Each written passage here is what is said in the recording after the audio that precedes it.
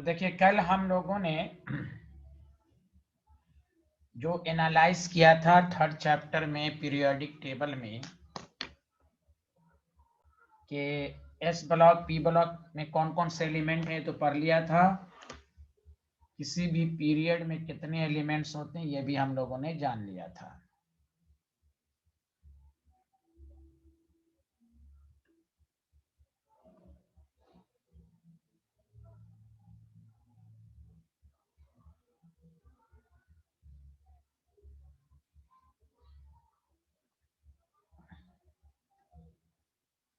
चलिए next topic सारे लोग लिखिएगा। दिस इज इम्पोर्टेंट, वो है classification of element.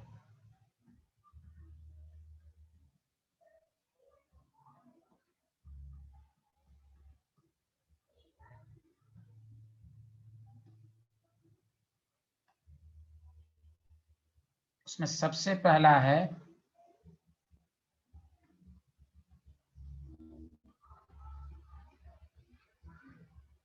Representative element.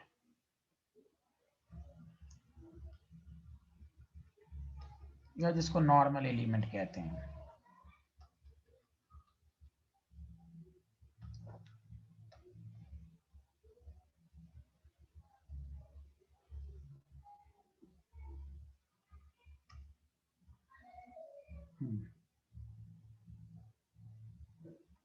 एक स्टूडेंट पूछ रहे हैं कि सर आपने फोर्थ पीरियड का करा दिया। अरे भाई सब करवा दिया था, टेबल में नहीं लिखवा दिया था फोर्थ फिफ्थ। अरे स्टूडेंट बोलो फोर्थ फिफ्थ में कितने एलिमेंट होते, वो तो लिखा हुआ है, वो तो मैंने डिटेल में बता दिया। बस सारा आंसर टेबल में है। फोर्थ पीरियड फिफ्थ पीरियड में कौन कौन सी फीलिंग होगी बता नहीं दिया था क्या? तो हमें खुद से करना है। अरे स्टूडेंट बताओ भाई, number of element different period में होंगे, वो टेबल बनवाया था ना। अजीब स्टूडेंट सब है भाई। हेलो स्टूडेंट जल्दी बताओ, करा दिया था ना टेबल में? Yes sir. Yes sir. Yes sir.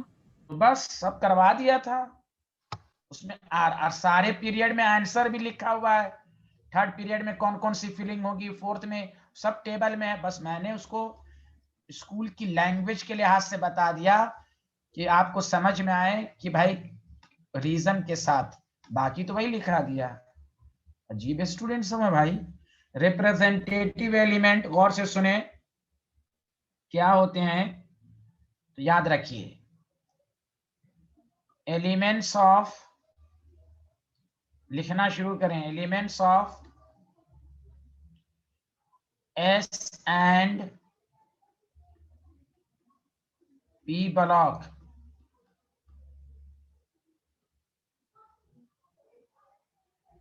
याद रखो। एस एंड पी ब्लॉक के एलिमेंट को आर कॉल्ड रिप्रेजेंटेटिव। आपसे पूछ सकता है what is the representative element, ये सब टर्म्स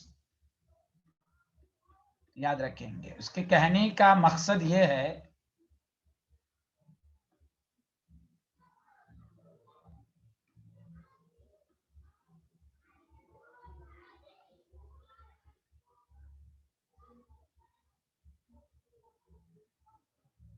लिखिए, बिकॉज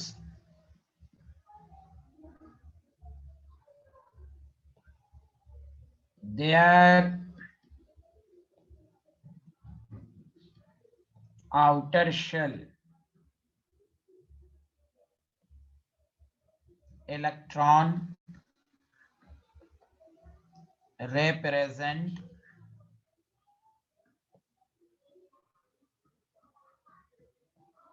ग्रुप नंबर। याद है ना, आपको मालूम है इस ब्लॉक में के फर्स्ट इलेक्ट्रॉन है तो फर्स्ट ए कहेंगे, सेकंड ग्रुप को सेकंड। तो जो वैलेंस इलेक्ट्रॉन, इसलिए इसको कहा गया नॉर्मल और रिप्रेजेंटेटिव। उसका वैलेंस इलेक्ट्रॉन उसके ग्रुप नंबर को रिप्रेजेंट कर रहा है, इसलिए इसको कहा गया representative element. Did you understand? अरे बोलो। Yes sir. Yes sir. बस हाँ, तो एस और पी ब्लॉक। डी ब्लॉक में ऐसा नहीं है। डी ब्लॉक का वैलेंस इलेक्ट्रॉन उसके ग्रुप नंबर को नहीं बता रहा है, याद रखिए आप। इसलिए कोई क्या why it is called representative element, because their outer shell electron represent their group number. हाँ देयर तो लिखा हुआ है ग्रुप नंबर, इसलिए इसको कहा गया ग्रुप नंबर रिप्रेजेंट कर रहा है। वैलेंस इलेक्ट्रॉन में 2 है तो सेकंड ग्रुप हुआ, 3 है तो थर्ड ग्रुप हुआ, भले वो थर्ड ए हो थर्ड बी हो, इसमें कॉन्ट्रडिक्शन है, समझा कि नहीं, लेकिन है ग्रुप 14 है तो 4 वैलेंस इलेक्ट्रॉन, इसलिए इसको एस एंड पी ब्लॉक को रिप्रेजेंटेटिव एलिमेंट कहा गया। मुझे उम्मीद है इसमें कोई डाउट नहीं है। चलिए सेकंड टाइप्स क्या लिख लिया था आप लोगों ने, हाँ या ना? लिख लिया सर। थैंक यू, बहुत अच्छे एलिमेंट हैं आप लोग। और देखिए दूसरा जो है केमिस्ट्री में, इसको कहते हैं, एक नाम आपने सुना होगा टिपिकल एलिमेंट, नहीं सुना तो आप सुनिए कि केमिस्ट्री में टिपिकल एलिमेंट किसको कहा जाता है। तो लिखिएगा नहीं, पहले तो लिख लीजिए फिर उसको समझा दूंगा, सारे लोग लिखना शुरू करें। Element of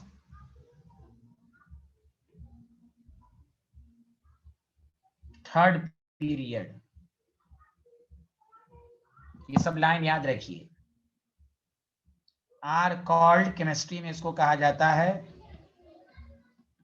typical element. कोई कहे क्यों? तो बिकॉज, मैं बताऊंगा, बिकॉज दे डिसाइड या describe the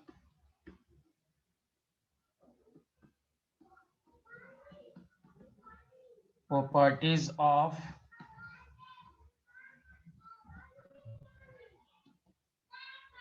all other element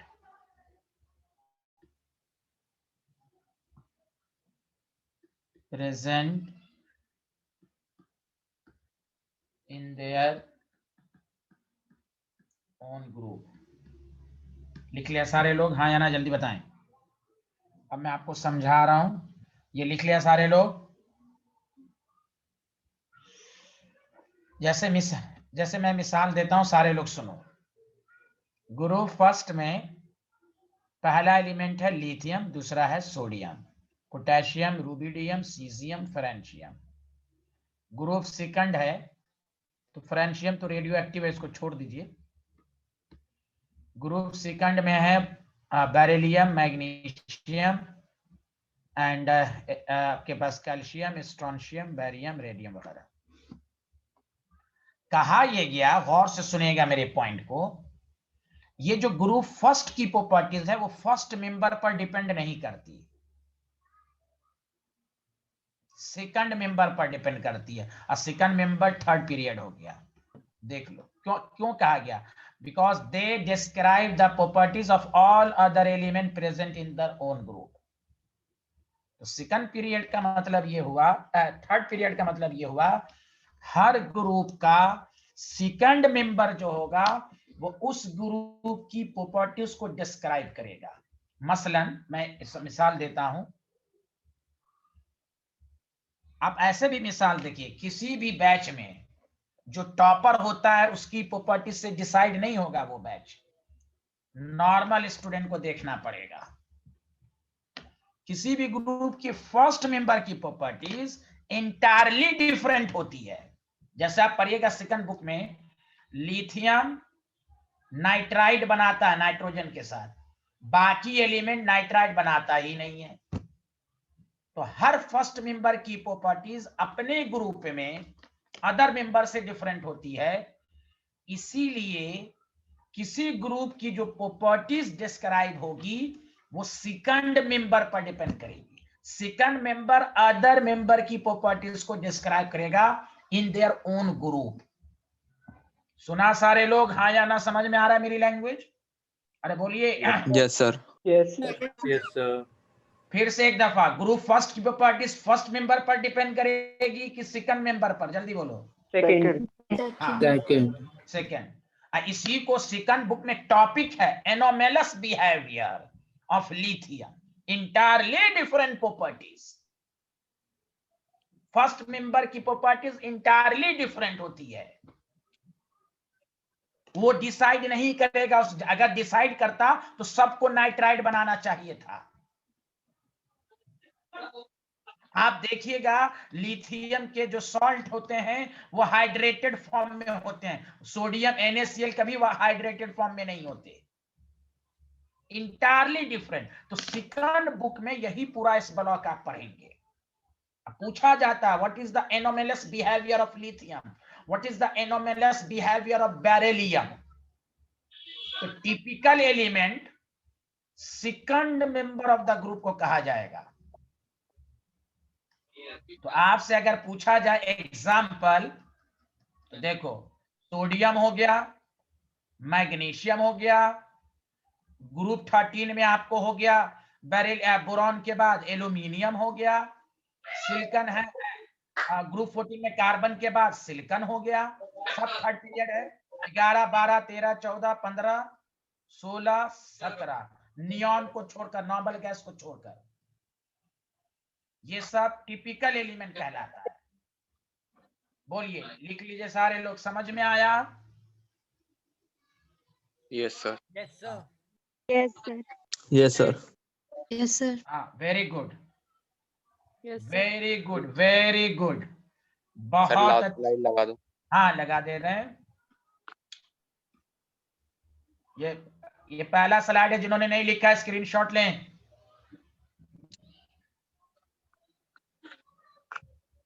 okay sir. चलिए, ओके, यहाँ देखें,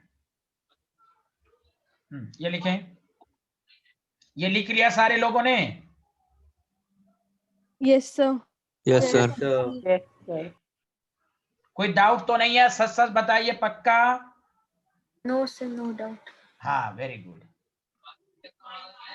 अब आइए तीसरा आइए, गौर से सुनिएगा।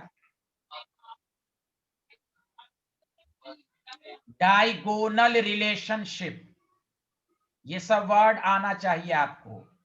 डायगोनल रिलेशनशिप ये क्या होता है आपसे पूछेगा, समझा? तो डायगोनल रिलेशनशिप का मतलब समझिए, लिखना नहीं है। पहले आपको मैं लिखाता हूं, गौर से सुनेंगे कि जिसके सराउंडिंग में हंगामा है वो परमानेंटली म्यूट कर ले। मैं एक बात को 10 दफा नहीं बोलूंगा, और मैं आपको उनको परमानेंटली हटा दूंगा बैच से। जिनके घर में हंगामा है वो म्यूट कर लिया करें, क्यों डिस्टर्ब करते हैं सबको? वरना आप क्लास में अलाउ नहीं करूंगा, अपना दूसरे सब्जेक्ट में आओगे, मैं सीधे निकाल दूंगा, मैं रिमूव कर दूंगा।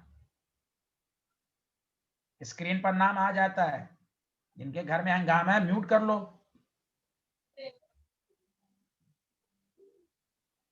डायगोनल रिलेशनशिप में गौर से सुनिएगा, लिथियम है,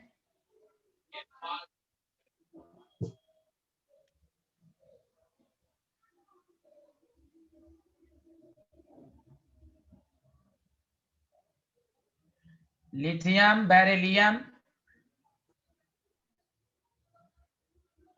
boron, carbon, nitrogen,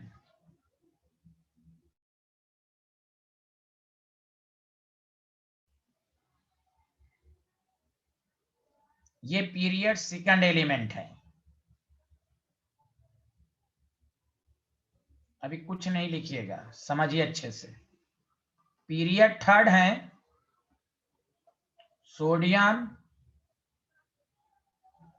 magnesium, aluminium, silicon, phosphorus.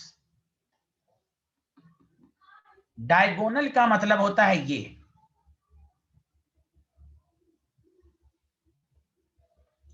जैसे आप पढ़ते हैं ना डायगोनल, ये डायगोनल, ये आपको याद रखना है। तो आपको कोई पूछे कि डायगोनल रिलेशनशिप क्या है, तो इसके बारे में ये कहा जाता है कि आप सिर्फ याद रखें कि लिथियम और मैग्नीशियम की प्रॉपर्टीज ऑलमोस्ट सिमिलर होगी बेरिलियम एल्युमिनियम की, जबकि ये डिफरेंट पीरियड और डिफरेंट ग्रुप का है। मैं रीजन भी दूंगा, पहले तो गौर से समझने की कोशिश कीजिए, समझा कि नहीं। तो डायगोनल रिलेशनशिप में तमाम सेकंड पीरियड नहीं, some second period of element have almost similar properties. तो याद रखेंगे some elements of period second and period third. I can repeat, some element of period second and period third shows almost similar properties. वो properties का नाम वो बताएंगे आपको। अब मैं पहले बता देता हूं, लिथियम नाइट्राइड बनाता है, मैग्नीशियम भी नाइट्राइड बनाता है ऑलमोस्ट। और आप जाके सेकंड बुक में एस ब्लॉक में लिथियम और मैग्नीशियम, ऑब्वियसली मैग्नीशियम की साइज बड़ी है लेकिन ज्यादा का डिफरेंस नहीं है। लिथियम के भी कंपाउंड 2s2o हैं, और देखिएगा सेकंड बुक में एस ब्लॉक जब आप पढ़िएगा तो MgCl2.2s2o।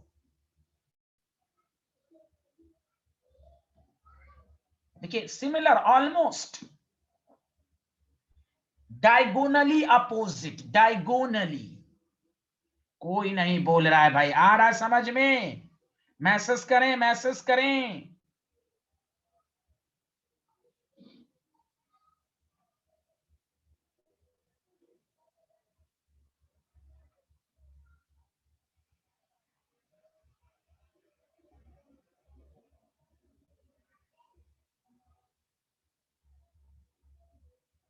और जिसको मैंने रेड ग्रीन से किया है ना, बस यही, बस यही।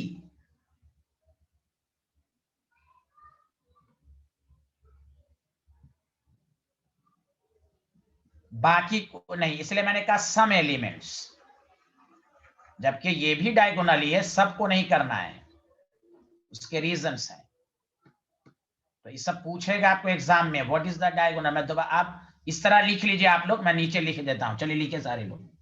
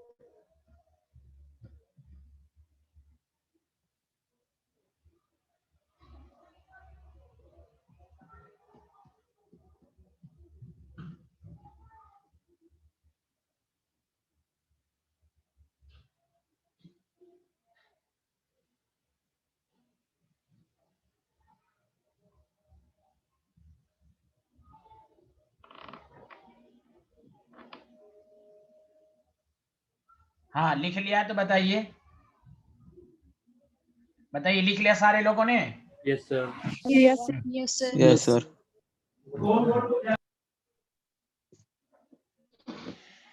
तो देखिए सारे लोग, तो कहा गया some element of second period and third period shows almost similar properties placed diagonally to them. अब उसका रीजन सुनिए, ऐसा क्यों हुआ होगा। मैं एक वर्ड तो लिखाऊंगा लेकिन आप गौर से सुनिए अच्छे से। आप आगे अभी पढ़िएगा कि जानते हैं ना टॉप टू बॉटम, ये तो सारे लोग जानते हैं कि टॉप टू बॉटम साइज बढ़ती है। 9th 10th में पढ़ा है कि नहीं, जल्दी बोलिए। Top to bottom size sir. बढ़ती है ना ग्रुप में। Yes, sir. Yes, sir. Yes, sir. ठीक है ठीक है ठीक है। और लेफ्ट टू राइट जब जाएंगे तो साइज क्या होती है, घटती है। अरे बोलिए। Yes, Yes, yes, sir. sir. Yes, sir.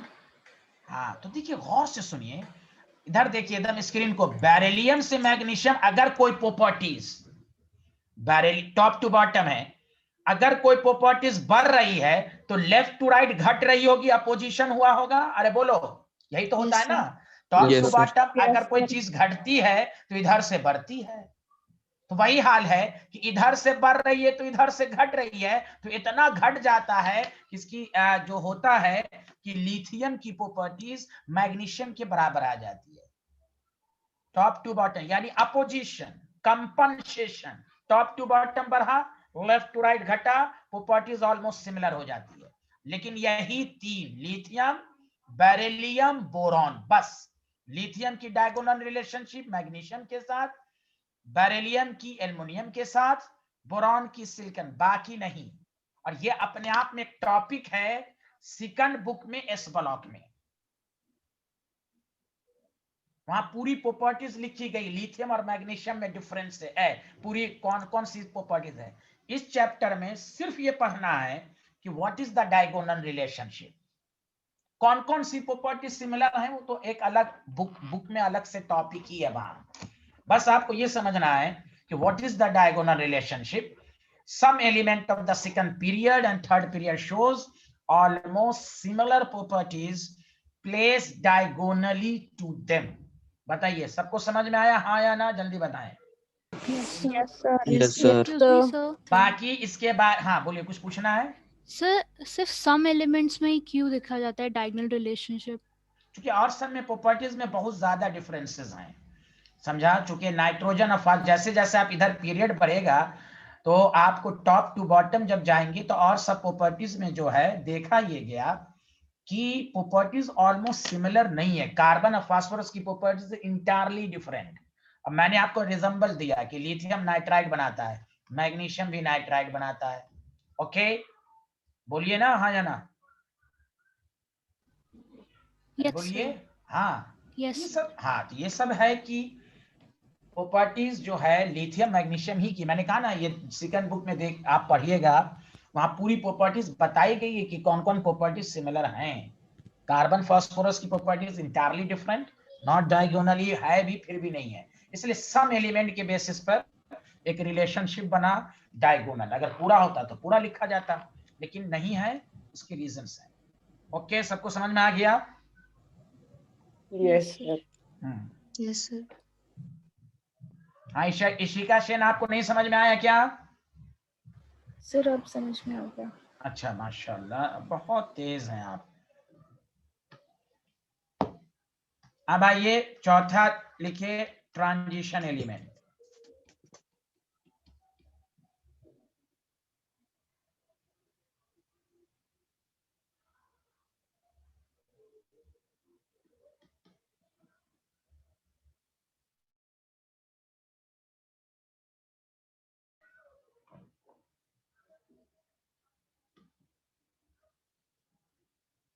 सबसे पहली बात कि केमिस्ट्री में ट्रांजिशन एलिमेंट किसको कहा जाता है, तो गौर से सुने।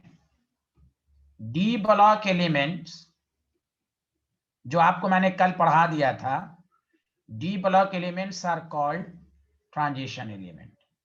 ये ओल्ड, हाँ, लेकिन मॉडर्न डिफिनेशंस क्या है, गौर से सुनिए। कोई क्या ट्रांजिशन मेटल किस ग्रुप में रहता है, किस ब्लॉक में रहता है, तो डी ब्लॉक। डी ब्लॉक के एलिमेंट को हम ट्रांजिशन एलिमेंट कहते हैं। लेकिन अब एक ट्रांजिशन मेटल की मॉडर्न डिफिनेशन ये है, मॉडर्न डिफिनेशन लिखिए, द एलिमेंट, ये उसी को समझ में आएगा जो क्वांटम नंबर सही से पढ़ा है। अच्छा, फैजुर रहमान कौन है? आप पहली क्लास है आपकी, किस स्कूल में है, मैसेज करके बताइए। फैजुर रहमान, चैट बॉक्स में मैसेज कीजिए कि आप किस स्कूल में हैं, कहाँ के हैं, please. the element in which d orbital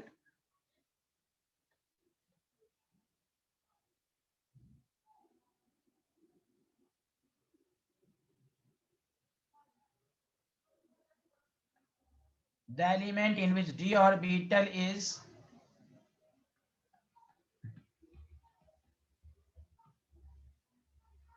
partially filled.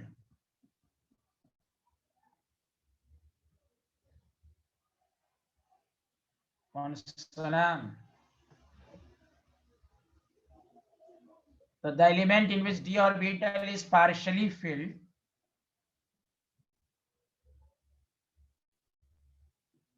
in ground state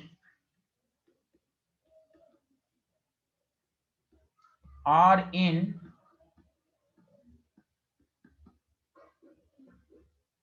combined state. अब इसको मैं समझाऊंगा आपको. Is called transition element. कायनात खान, अब पढ़ने पर ध्यान दीजिए. जब टीचर पूछे तब आंसर कीजिए. तो गलत आंसर दे रही हैं आप. टीचर तो आपसे नहीं पूछा ना व्हाट इज द ट्रांजिशन, आपसे तो नहीं पूछा. टीचर जो समझा रहा है उस पर ध्यान दीजिए. डी ब्लॉक एलिमेंट, कोई कहे पीरियोडिक टेबल में डी ब्लॉक एलिमेंट कहाँ रहता है, तो आप कहेंगे डी ट्रांजिशन एलिमेंट कहाँ रहता है, तो आप कहेंगे डी ब्लॉक एलिमेंट को हम ट्रांजिशन एलिमेंट कहते हैं. But the modern definition is the element in which D orbital is partially field. Partially field का मतलब होता है, जो मैं अभी नेक्स्ट स्लाइड पर बताऊंगा, जिसके डी में अनपेयर्ड इलेक्ट्रॉन हो. पार्शियली फिल्ड का मतलब अनपेयर्ड. अनपेयर्ड का मतलब हुआ single electron.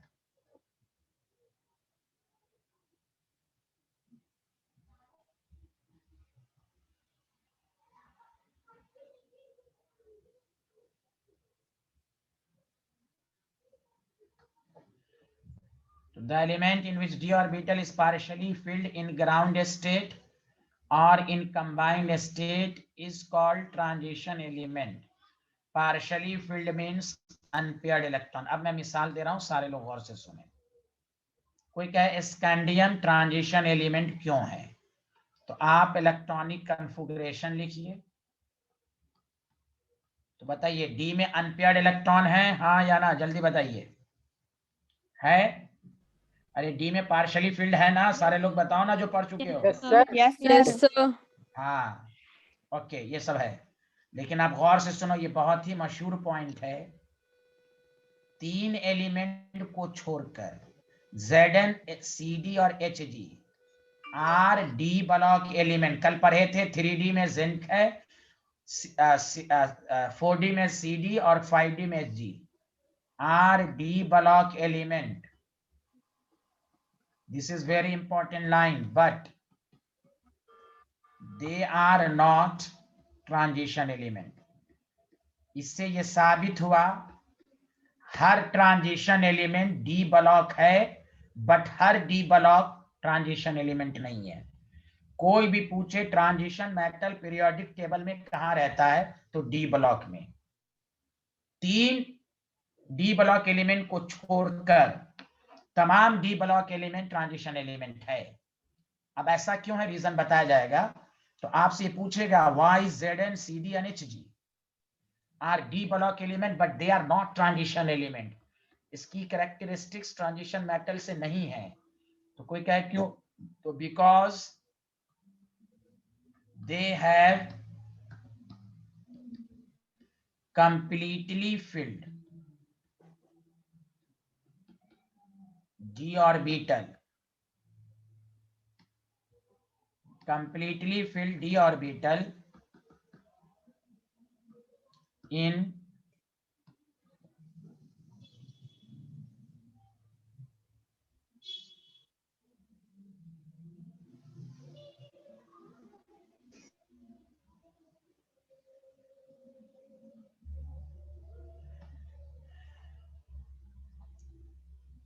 completely filled, they have completely filled d orbital in ground state जिसको स्टेबल स्टेट कहा जाता है, as well as in combined state. अभी लिखिएगा नहीं, रुक जाइए। Zn का 30 होता है, आप सबको मालूम है कि argon 4s² 3d10।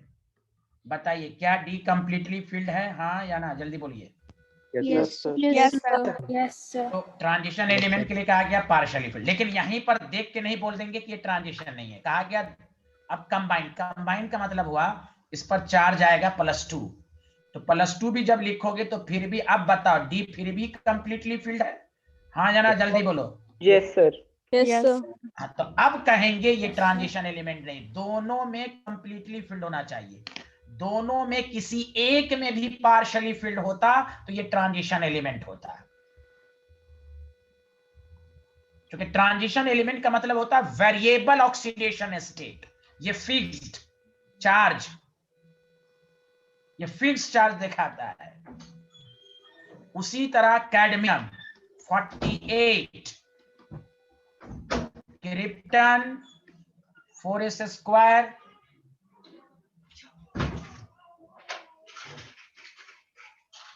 uh, 5s² 4d10, सब में यही मामला है। तो ये 3 एलिमेंट अच्छे से सुन लो, Hg में भी यही मामला है। कोई भी कहे ट्रांजिशन एलिमेंट क्या होता है तो आप यही डिफिनेशन देंगे, the element in which D orbital is partially filled in ground state और इन कंबाइंड स्टेट, मतलब उसमें अनपेयर्ड इलेक्ट्रॉन होना चाहिए, दोनों में से किसी एक में भी, मतलब कंबाइंड में या ग्राउंड में, दोनों में से किसी एक में भी अनपेयर्ड इलेक्ट्रॉन होगा तो वो ट्रांजिशन एलिमेंट कहलाएगा। तो इसमें पूरे में कल मैंने पढ़ाया था नहीं आपको, 3D में स्कैंडियम टू जिंक होता है, पढ़ाया था, हाँ या ना, जल्दी बोलो। 4D में, हाँ 4D में इटीरियम टू कैडमियम और 5D में लैंथेनम टू Hg। तो देखो जो सबसे लास्ट में है ये सब डी ब्लॉक एलिमेंट है, ट्रांजिशन एलिमेंट नहीं है, समझा? इसलिए याद रखेंगे। तो बताइए ये स्लाइड आप लोगों ने लिख लिया था, हाँ या ना, जल्दी बताइए। Yes sir. Yes, sir. Yes, sir. Good, अब ये लिख लीजिए।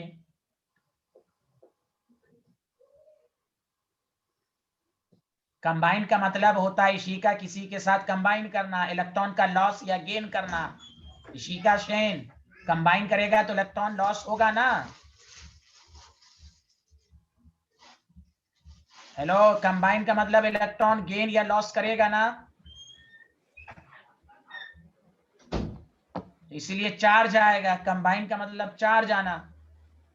ZnCl2 कंबाइन करेगा तभी तो Zn पर +2 चार्ज आया, इलेक्ट्रॉन लॉस तो करेगा ना। अरे शिका सैन, did you understand? Okay okay, thank you. चलिए ये लिख लिया था, ये लिखें।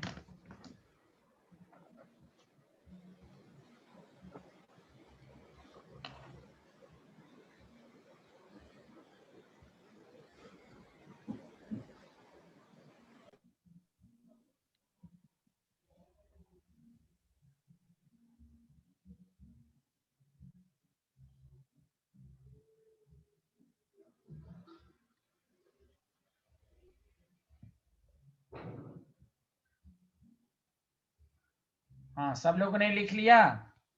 Yes, sir. Yes sir.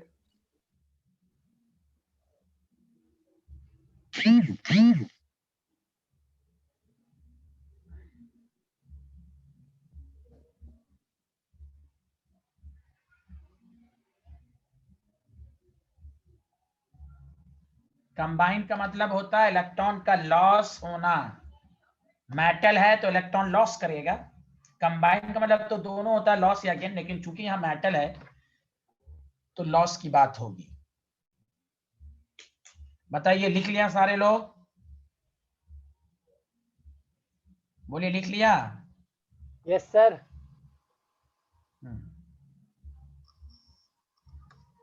कितने टर्म्स हो गए? 5 हो गए ना शायद, 4। हाँ, अब एक लास्ट है इनर ट्रांजिशन एलिमेंट। ये सब पूछता है डायरेक्ट, आपको ऑब्जेक्टिव में पूछेगा इनर ट्रांजिशन एलिमेंट किस ब्लॉक को होता है। तो गौर से सुने सारे लोग, पहले मैं समझाता हूं, ध्यान दीजिए। कल आपने पढ़ा था, सारे लोग सुनिए जो कल की क्लास किया था, 3D 5D याद होगा आपको। 5D में मैंने लिखाया था लैंथेनम 57 से लेकर Hg तक, और कहा था 57 के बाद नेक्स्ट एलिमेंट जो है वो 72 है। इस बीच में कौन आया? 58 से 71। बताओ, सबको समझ में आ रहा है हाँ या ना? जल्दी बताएं। Yes sir. Yes sir. तो 58 से 71 कौन सा ब्लॉक कहलाता है? जल्दी बोलो। F block. पढ़ा था? Yes sir. Yes sir. तो बस इस एफ ब्लॉक को इनर ट्रांजिशन एलिमेंट कहेंगे, बिकॉज दे फॉर्म, गौर से सुनो, दे form separate series within the transition series. खुद सोचो, 72 पे जाने के लिए हमें 71 को क्रॉस करना पड़ेगा। एक ये सीरीज है, ये ट्रांजिशन एलिमेंट, अब उसी के अंदर आ रहा है एक अनदर सीरीज, इसलिए नाम पड़ा इनर ट्रांजिशन एलिमेंट। ट्रांजिशन के अंदर एक separate series. Did you understand? अरे बोलो, did you understand? Yes sir. Yes, sir. Transition, हाँ, ट्रांजिशन के अंदर एक सेपरेट सीरीज। तो इनर ट्रांजिशन का मतलब हुआ कि F block elements are called inner transition element because they form separate series within the transition series. दोबारा समझे एक दफा और। 5D में आपने पढ़ा लैंथेनम 50, ये डी ब्लॉक है। उसके बाद 72, 73 से लेकर 80 तक, ये है ट्रांजिशन एलिमेंट। अब बताइए इस बीच में गैप कौन सा है? जल्दी बताइए तो। 57, 72 बीच में कौन सा गैप है? 58 से 71, हाँ या ना? Yes sir. Yes, sir. Yes sir. ये कौन सा ब्लॉक होता है? कौन सा ब्लॉक? F. तो बताओ, ये ट्रांजिशन, हाँ, तो ये ट्रांजिशन के अंदर ही सीरीज बना रहा है कि नहीं? जल्दी बोलो। Yes sir. Yes sir. Sir. हाँ, इसीलिए इसका नाम पड़ा इनर ट्रांजिशन एलिमेंट। तो लिख लो F. F block. हाँ, कोई पूछना है? F block element is called inner transition element because they form separate series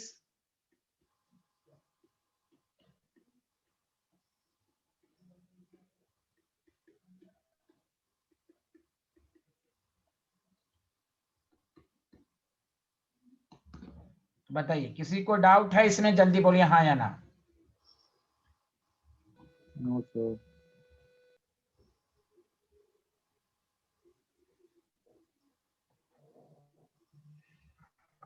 चलिए, अब आइए, अब हम लोग जो पढ़ने जा रहे हैं सारे लोग समझें अच्छे से।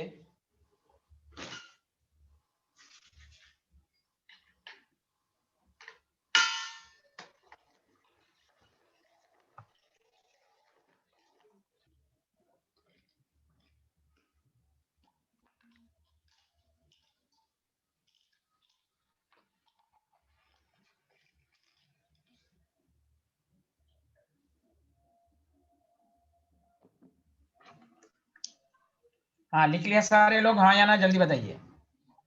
Yes, sir. Yes sir. Yes sir. चलिए, आज तक ये पूरी बेसिक बातें मैं बता देता हूं। अब उसके बाद सारे टॉपिक्स हैं, ये बेसिक पढ़ा दिया गया कि हम पीरियोडिक टेबल में पीरियड, ग्रुप, ब्लॉक कैसे मालूम करेंगे। 4 ब्लॉक के बारे में सेपरेटली पढ़ा, S block, D block, P block, F block. हर पीरियड में कितने एलिमेंट्स होंगे, और पीरियोडिक टेबल में जो क्लासिफिकेशन ऑफ एलिमेंट है, जैसे transition element, inner transition element, representative element, typical element and diagonal relationship. तो कोई भी पूछे ट्रांजिशन एलिमेंट कहां रहता है, डी ब्लॉक में रहता है। क्या हर D block element transition element है? नहीं, 3 को छोड़कर हर है। Zn, Cd, Hd transition D block है, ट्रांजिशन एलिमेंट नहीं है। इनर ट्रांजिशन एलिमेंट क्या कहलाता है? तो एफ ब्लॉक कहलाता है। क्यों इनर वर्ड पर है? Because they form separate series within the transition series. Diagonal relationship कौन शो करता है? तो some element of period second and period third, जिसकी वजह से सिमिलर प्रॉपर्टीज होती है। डिटेल सेकंड बुक में पढ़ेंगे वो कौन कौन सी प्रॉपर्टीज सिमिलर हैं। यहाँ पर सिर्फ समझना था some element of period second and period third shows diagonal relationship. आज के लेक्चर में सबसे पहला टॉपिक अब हम लोग पढ़ेंगे, जो इस पीरियोडिक टेबल में अब आज से जो ये स्टार्ट होगा एंड तक ये टॉपिक बहुत आएगा, वो है इफेक्टिव न्यूक्लियर चार्ज। टॉपिक डालें सारे लोग, इफेक्टिव न्यूक्लियर चार्ज, और बेसिक से गौर से सुने। इफेक्टिव न्यूक्लियर चार्ज को केमिस्ट्री में Z इफेक्टिव इस तरह डिनोट करते हैं। उससे पहले कि मैं डिटेल में बताऊं, सबसे पहले ये समझिए कि न्यूक्लियर चार्ज क्या होता है। तो लिखना शुरू कीजिए, the actual number of proton, मतलब positive charge, the actual number of proton present in the nucleus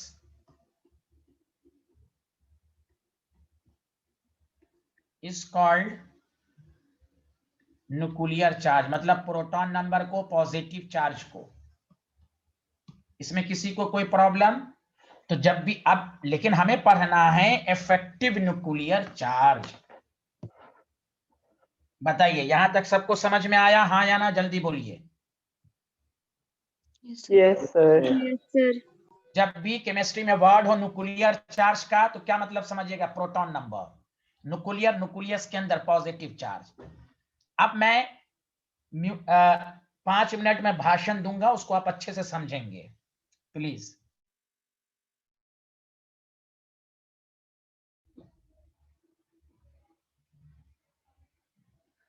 लिखना नहीं है केमिस्ट्री में। अगर आपको यह कहा जाए, लिखना नहीं है अभी आपको, 1 इलेक्ट्रॉन सिस्टम अगर है आपके पास, 1 इलेक्ट्रॉन सिस्टम, मतलब किसी में एक ही इलेक्ट्रॉन है। तो देखिए, जैसे मिसाल के तौर पर मैंने Na+10 ले लिया। Na+10 का मतलब कि प्रोटॉन 11 है और इलेक्ट्रॉन 1 है। इसमें किसी को शक तो नहीं है ना Na+10 में? No, sir. अरे किसी को शक तो नहीं है ना? No, sir. Cation is formed by the loss of electron। Na+10 में इलेक्ट्रॉन 1 है। किसी को तो डाउट तो नहीं है ना इसमें? No, sir. No, No, sir. sir. हाँ, चलिए आप देखिए।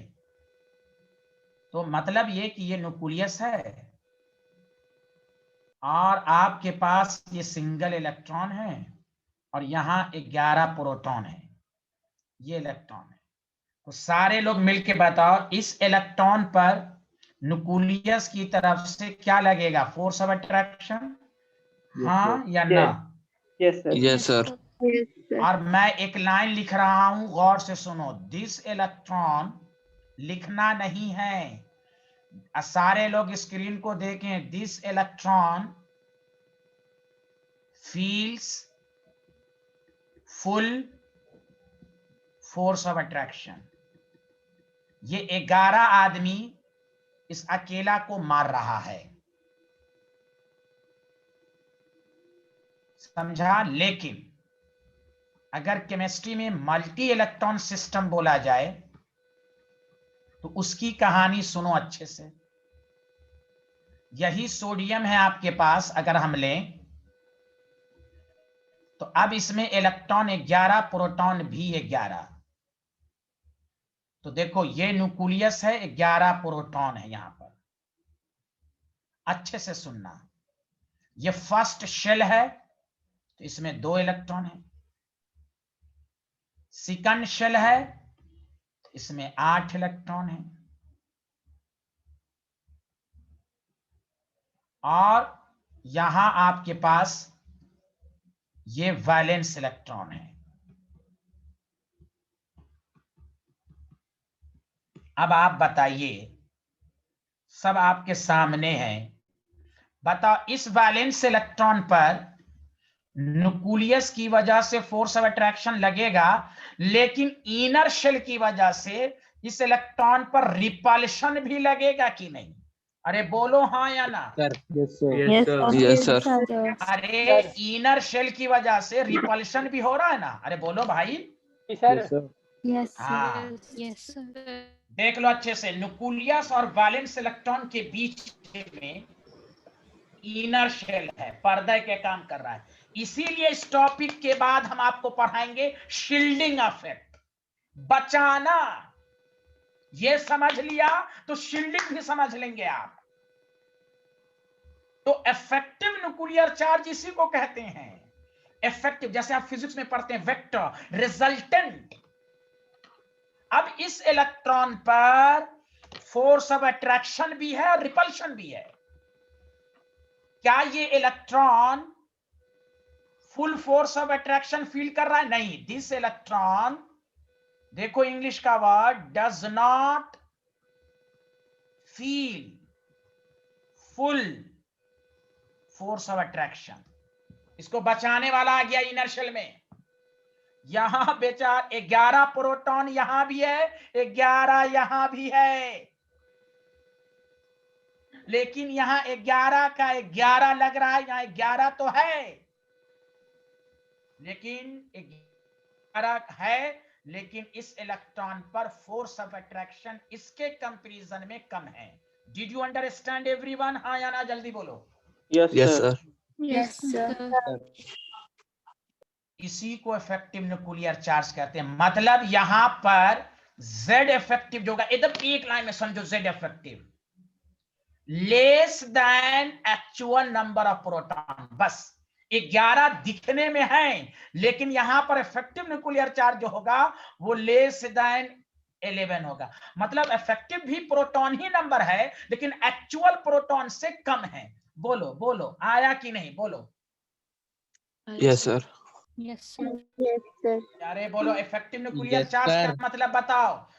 इफेक्टिव न्यूक्लियर चार्ज की डिफिनेशन एक लाइन में क्या बोलोगे? सुनो, द नेट पॉजिटिव चार्ज, गौर से सुनो।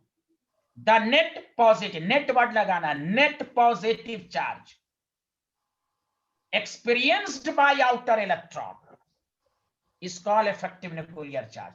मतलब ये मैं दोबारा समझा रहा हूं, सोडियम है, प्रोटॉन नंबर 11 है, इफेक्टिव न्यूक्लियर चार्ज होगा, ये भी बेसिकली प्रोटॉन ही है, पॉजिटिव है, लेकिन लेस देन 11 आएगा। मैग्नीशियम में प्रोटॉन 12 है, लेकिन एक्चुअल जो आएगा वो 12 से लेस देन आएगा। इफेक्टिव न्यूक्लियर चार्ज भी पॉजिटिव चार्ज है, न्यूक्लियर चार्ज भी पॉजिटिव है। न्यूक्लियर का मतलब होता है एक्चुअल नंबर ऑफ प्रोटॉन। लेकिन एक्चुअल नंबर की बात कब होगी? जब सिंगल इलेक्ट्रॉन होगा तब। मल्टी में दिखने में 12 है प्रोटॉन, लेकिन 12 से कुछ कम का ही फोर्स आउटर पर लग रहा है। Did you understand everyone? हाँ या ना? Yes, sir. Yes, Yes, sir. sir. Yes, sir. तो बताओ इफेक्टिव न्यूक्लियर चार्ज क्या है? प्रोटॉन नंबर ही है, हाँ या ना? जल्दी बोलो, जल्दी बोलो। Effective Yes, nuclear sir. Charge Yes, basically sir. क्या है? Yes, sir. प्रोटॉन नंबर है, लेकिन नेट एक्चुअल से कम, बस somewhat less than actual number of proton. तो कोई भी क्या बताओ, इफेक्टिव न्यूक्लियर चार्ज क्या है? The net positive charge experienced by outer electron. Net word इस बात को साबित किया कि वहां कुछ और चीज भी थी। न्यूक्लियस और वैलेंस इलेक्ट्रॉन के बीच में इनर शेल आ गया, जो बचा रहा है उसी को शील्डिंग इफेक्ट भी कहते हैं। बचाना, शील्ड करना, बचाना, शील्ड करना, शील्ड करना। तो बताओ इफेक्टिव न्यूक्लियर चार्ज सबको समझ में आया, हाँ या ना?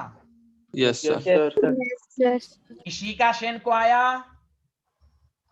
Yes, sir. तो देखो एक लाइन में क्या बोलना है, द नेट पॉजिटिव चार्ज, बस positive charge experienced by outer electron is called Z effective। इसके आगे ब्रैकेट में ये समझने के लिए less than actual number of proton, इसलिए फॉर्मूला है ऐसे, ये ना कंपटीशन में आता है। जेड इफेक्टिव का मतलब जेड माइनस सिग्मा। तो बताओ ये एक्चुअल नंबर ऑफ प्रोटॉन है तो माइनस करोगे तो कम आएगा कि नहीं जेड इफेक्टिव। सिग्मा क्या है बस समझना, ये स्क्रीनिंग कांस्टेंट है, ना आईआईटी में आता ना कुछ में आता, बस ये बताने का मकसद बस ये है। Z माइनस मतलब Z इफेक्टिव Z से कम है। Did you understand? Did you understand everyone, हाँ या ना? अरे बोलो भाई, आया Yes, कि नहीं sir. आया? सर हाँ तो अब तुम बताओ क्या ये लिखे थे तुम लोग, हाँ या ना? पहले बताओ ये लिखे थे? Yes sir. Yes, sir. Yes, sir. अब पहले तुम ये लिखो, उसी के बाद सेकंड पॉइंट में ये लिखो। इस पर कोई नॉलेज नहीं रखना, बस ये मैं समझाया हूं कि Z इफेक्टिव, देखो Z माइनस का मतलब Z इफेक्टिव एक्चुअल नंबर से कम है, बस इस पर पीएचडी नहीं करना, ये कंपटीशन में भी नहीं आता है। Less than actual number of proton, Z effective का मतलब मल्टी इलेक्ट्रॉन सिस्टम। मल्टी में क्या होता है, आउटर पर रिपल्शन भी होता है, अट्रैक्शन भी होता है, तो कुछ जो जितना लगना चाहिए था उससे कम लगता है, उसी को इफेक्टिव न्यूक्लियर चार्ज कहते हैं। सबको समझ में आ रहा है, हाँ या ना? जल्दी बता दें। अरे शिफा शाहीन को कुछ आ रहा है? Yes, sir. Yes, sir.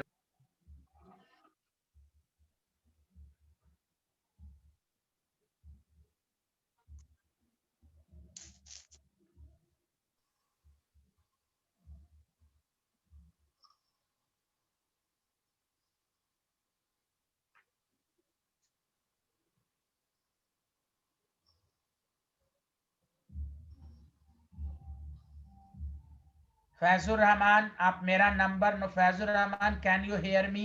ये मेरा नंबर है, आप मुझसे कांटेक्ट करें, बात करें व्हाट्सएप के जरिए, तो मैं आपकी हेल्प करूंगा। जो छूटा हुआ है उसका क्या करना है। सुना वीडियो लेक्चर, चूंकि आप बैच में काफी आगे है तो 3rd चैप्टर चल रहा है, चूंकि आप शुरू से पढ़ा नहीं है इसलिए हो सकता है आपको सही से ना आता हो, अगर आता है तो अच्छी बात है। लिख लिया सारे लोग, हाँ या ना? जल्दी बोलो। Yes, sir. Yes, sir. चलिए उसके बाद ये लिख लीजिए। अरे कायनात नाम की स्टूडेंट को आ रहा, पीएचडी स्कॉलर को? Yes, sir. Thank you very much.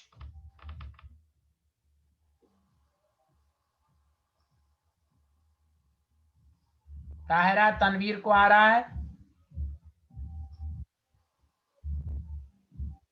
Yes, sir.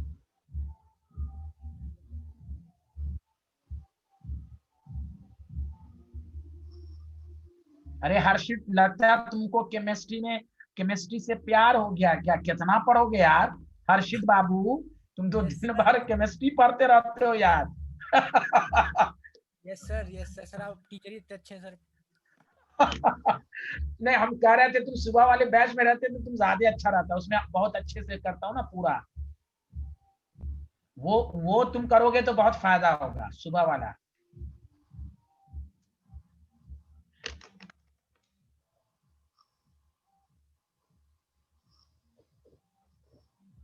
अरे सुबह में जो आज आए थे ना तुम, शायद अरे 11 बजे आए थे ना आज की 10 बजे वाले बैच में, अब वो करोगे तो फायदा होगा। हाँ वो करोगे तो बहुत फायदा होगा। हाँ, लिख लिया सारे लोग, हाँ या ना, जल्दी बताएं। No sir. सर हाँ, इसको जरूर बना लो कि तुम्हें सेल समझने में इससे क्या होता है कि माइंड में सेट हो जाता है कि जैसे ये 11 प्रोटॉन है तो पूरा फोर्स लग रहा है, यहाँ रिपल भी हो रहा है, तो आप थोड़ा सा समझ में आ गया कि Z इफेक्टिव लेस देन 11 है, this electron does not feel full force of attraction. हाँ, कोई बात नहीं हर्षित, जिस दिन है उस दिन का वीडियो लेक्चर आप निष्कर्ष सर से ले लीजिएगा, उसमें फायदा होगा बहुत। उसमें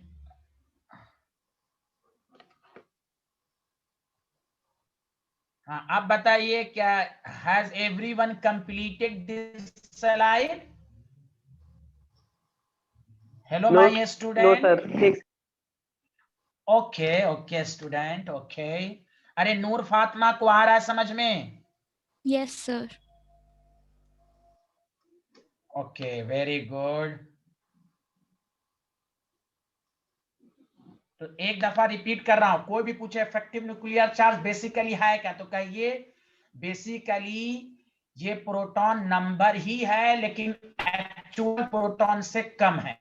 तो कोई क्या ऐसा कैसे हो जाएगा एक्चुअल से कम? तो उसको समझाइए कि 1 इलेक्ट्रॉन सिस्टम में effective nuclear charge actual proton number के बराबर होता है, लेकिन मल्टी इलेक्ट्रॉन में ऐसा नहीं होता है। क्योंकि मल्टी में क्या होता है कि बहुत सारे इलेक्ट्रॉन्स होते हैं, तो आउटर इलेक्ट्रॉन पर न्यूक्लियस का फोर्स भी लगता है बेसिकली, और इनर शेल की वजह से रिपल्शन भी होता है, तो नेट प्रोटॉन का इफेक्ट कम हो जाता है।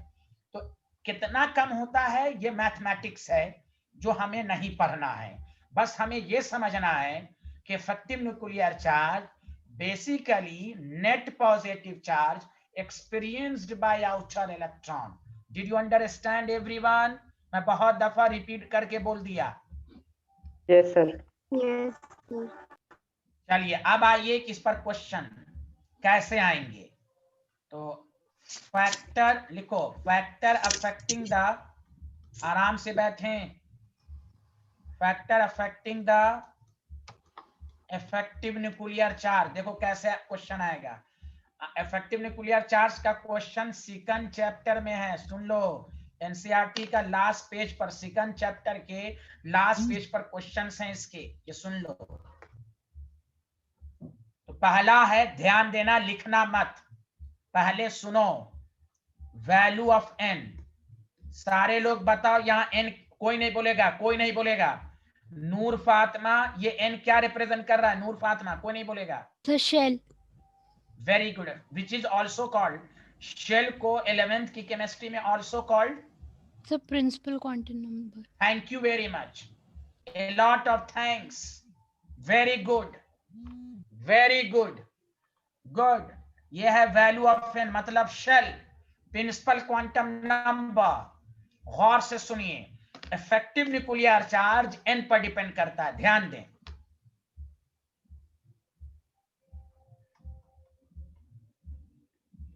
फॉर सेम सबशेल, अगर सबशेल मतलब एसपीडीएफ से है, जैसे Z effective inversely proportional to n।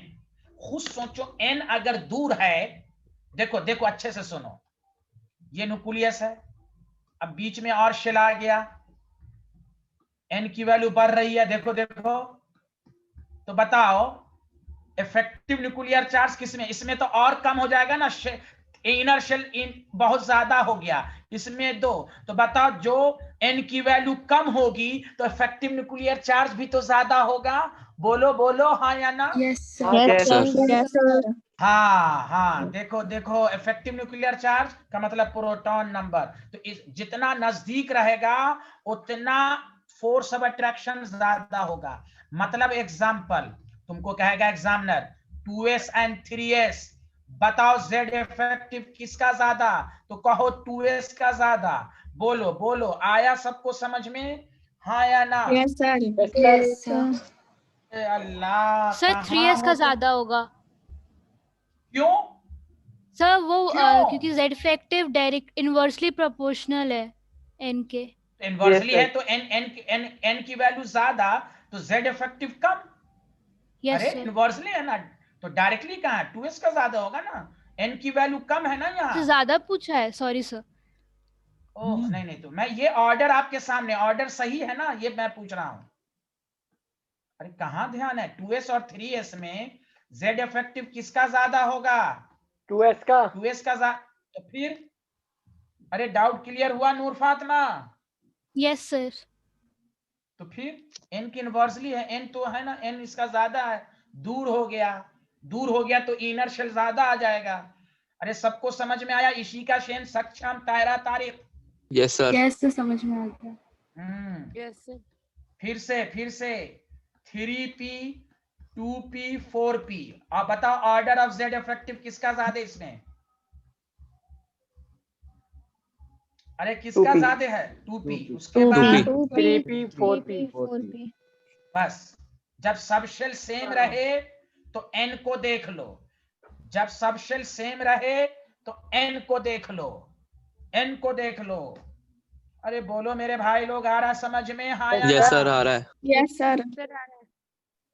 Yes sir, हाँ वेरी गुड। इल्मा असलम को आ रहा है, साइंटिस्ट को? Yes sir. अरे तुम्हारा नाम इल्मा असलम है, बिहारी है क्या? यस सर बोल रहा बिहारी।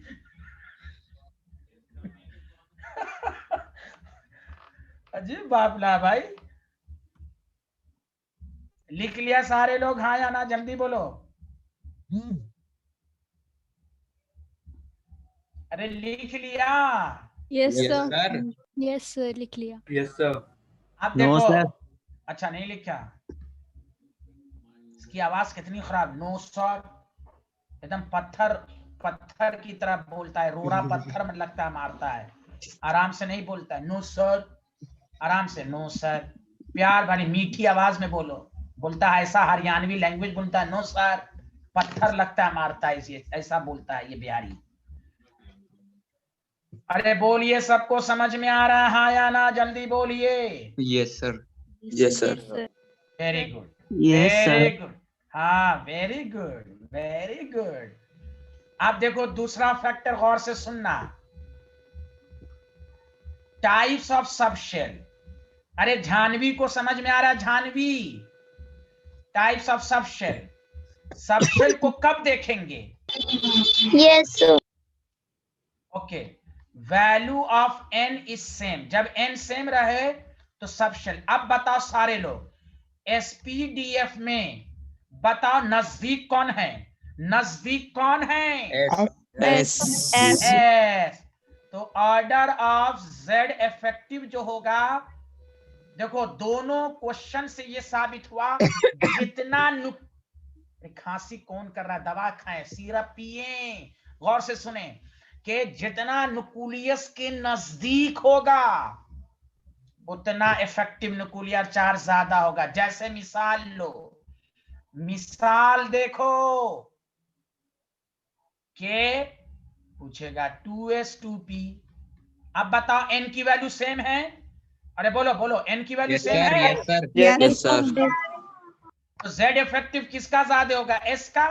हाँ Yes. या ना? Yes, हाँ sir. या ना? Yes sir. हाँ, अब खुद देख लो, 1s 2s 2p, देखो 2p लास्ट में आ रहा है, दोनों के बीच में s है, तो न्यूक्लियस का, इसलिए इफेक्टिव न्यूक्लियर चार्ज ज्यादा होगा। जैसे तुमसे कोई पूछे, देखो अच्छे से, 3d4 नहीं सॉरी, हाँ एक मिनट, 3d 3s 3p, बताओ z इफेक्टिव बताओ किसका? बोलो बोलो। 3s 3s. 3s 3s. P3D। एक मिनट, अगर क्वेश्चन पूछा जाए 3p,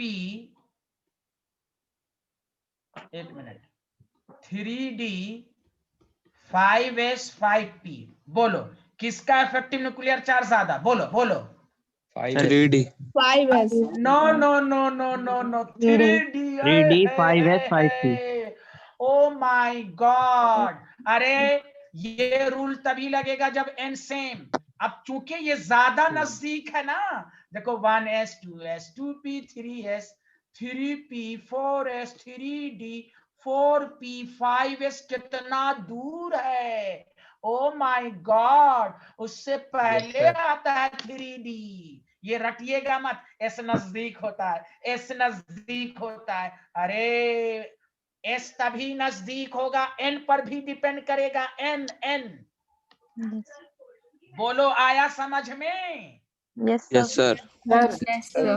हाँ, जेड इफेक्टिव का मेन कंक्लूजन, कैसा भी क्वेश्चन हो, नजदीक देखो। अरे ये शिफा के यहां से कितनी आवाज आ रही मोबाइल की, आवाज को खत्म करें। Sorry sir. Shifa Shaheen please mobile को बंद करें, इतनी आवाज आती, कान दर्द कर जाता है। मीडिया को दिखा रही हैं आप, यहां देखें सारे लोग। 3d 5s 5p क्वेश्चन के वक्त ये बात ध्यान दीजिए आप कि जितना न्यूक्लियस के नजदीक होगा, इफेक्टिव न्यूक्लियर चार्ज ज्यादा होगा। Did you understand? Yes, sir. अरे सबको समझ में आया कि नहीं? Yes, यार sir. भूल भी नहीं रहो तुम। चलो ये लिखो, ये लिखो। लिख लिया सर। लिख लिया सर।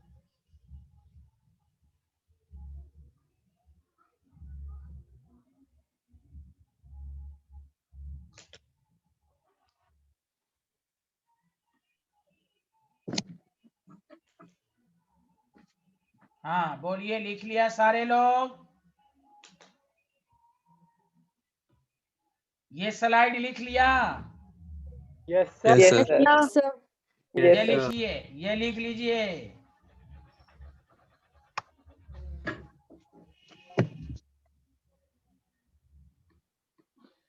लिख लिया? Yes, sir. Yes, sir. Yes.